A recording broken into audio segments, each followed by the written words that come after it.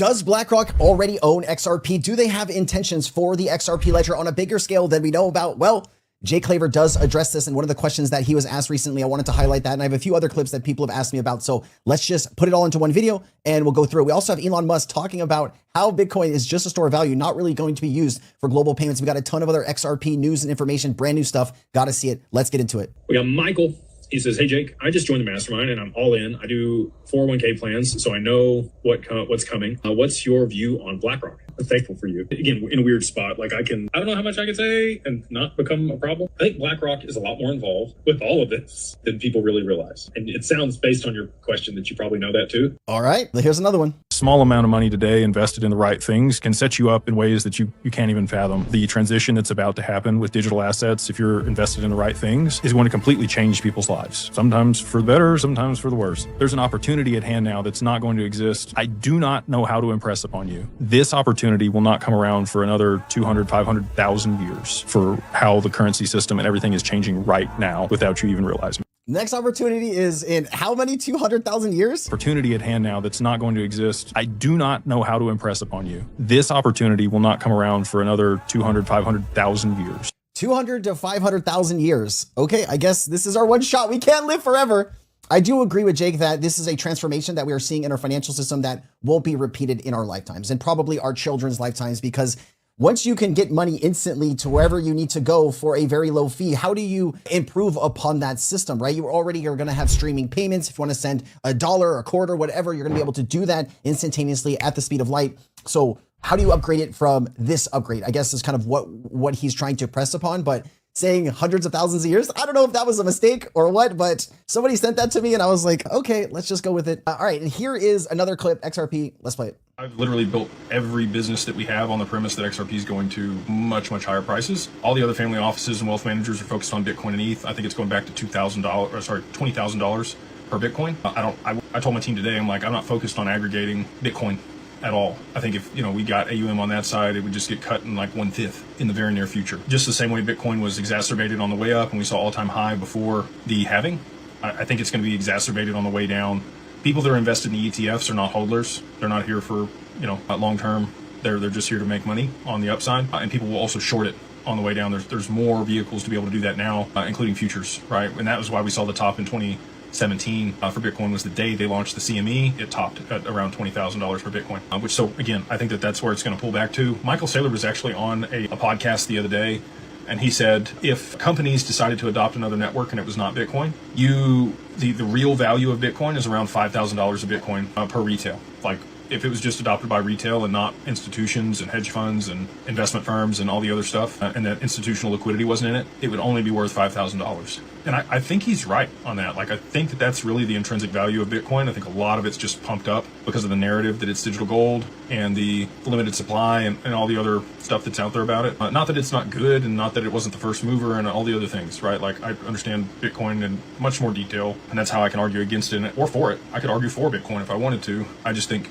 the opportunity on XRP is significantly greater than any other asset at this time. I do agree with Jake on that. The opportunity on XRP is far greater than the rest of the market. At this point, Ripple and XRP are interconnected into almost every system that is important, connected to every regulator and important financial institution, and they are still citing new partners and companies every single day. Now, with Bitcoin, this is tricky, right? If Bitcoin is successful, you'll probably see a 7-digit Bitcoin. If people don't find out who actually created Bitcoin, it doesn't really matter who did, but as soon as you figure out the person or persons or group or 3-letter agency that created it, it loses that mysterious appearance. And just think, if we ever found out like the CIA or somebody was involved in creating the Bitcoin network, who would trust the network after that, right? And so is Bitcoin going to fall back down to 20K? Hard to believe, but listen, the crypto market is filled with all kinds of things that are unbelievable. There could be black swan events. There could be some extenuating factors that we just can't see right now that could take the price down. When new people approach me and saying that they're looking to invest in crypto, I give them the facts and the basics of what the market looks like right now. I kind of tell them the exact same thing with Bitcoin. If it stays the way it is, it will continue to build. If there's something that comes out negative about it that could impact the price, you could fall all the way back down. Now, I do think when you're talking about the real infrastructure that institutions corporations are going to use. That is clearly going to be Ethereum, Solana, XRP, and a handful of other assets. Of course, Chainlink is going to be vitally important for that Oracle, updating data across blockchains and institutions at the same time. So those are really the pieces that I see being a part of this new financial system. If you ask Elon Musk, though, he would tell you that it's not Bitcoin, you could probably guess what he's going to say here, right? If you've heard Elon speak in the last few years about crypto, you know where he's going with this. Let me show you. I think there are very few people that understand it better than me. Bitcoin is an interesting example, obviously the prime mover on this, but the transaction volume of Bitcoin is low and the cost per transaction is high. It is, at least at its base level, suitable for maybe an exchange, a store of value. But fundamentally, Bitcoin is not a good substitute for transactional currency. And even though it was created as a silly joke, Dogecoin is better suited for transactions. I think there are very few people that understand it better than me. Dogecoin. Elon's still going with the Dogecoin. Is it a joke? I know Elon bought a lot of Dogecoin for his kid or whatever, one of his kids. I don't know what Elon's thinking. Maybe he's just having a poke and a fun with all of this, but nobody is adopting Dogecoin for anything serious, at least not from the research that I've been able to do over the last few years. Now, we did have Matt Hulon interviewed by the Bankless podcast, and they talked about a lot of different things. And I wanted to play this clip, 39 seconds. Let's just jump into it. Excited about it. Wait, that's really cool because this is a product I can, tell my family when they ask the question of like, oh, Ryan, should I buy XRP? Which everybody always asks, right? And I'm just like, well, let's talk about that, okay? But now I can just direct them to something like this guy is going to be responsible for a lot of people not making money that directly listen to his opinion, right? If you are still saying that XRP is, oh, well, it's speculative, this and that, you clearly are not doing any ounce of research in this space and you're not looking legitimately at what's happening. So this is why I try not to highlight the Bankless podcast, but these guys go out of their way to promote Ethereum and Solana and knock down XRP any ways they see fit. It's kind of exhausting. ETF that holds top 10 market cap adjusted, filters out sort of the high risk. I'll call them the scams, filters out the scams. And then you get just the top 10 and that's just going to be market adjusted. And they don't have to text me and ask me for specific crypto asset picks, right? That's what this product is for. That's exactly right. It's the easy button.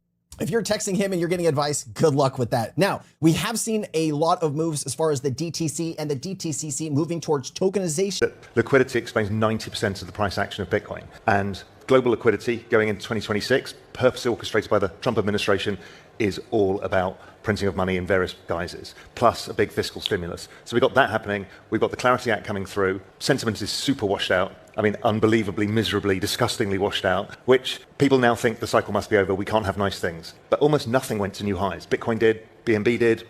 That was about it.